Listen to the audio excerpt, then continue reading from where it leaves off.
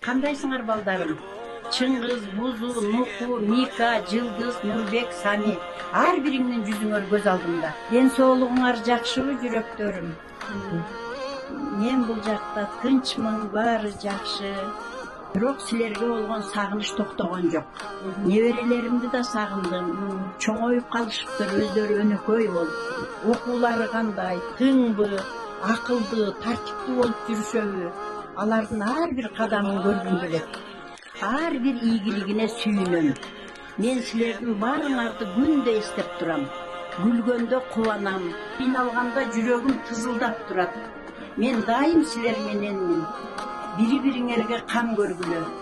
Үй үлөңөрдү бекем кармагыла. Менин ордум силердин мээримиңерде калды. Унутпагыла. Мен силерди жан дүйнөм менен сүйөм. Силерди катуу сагындым.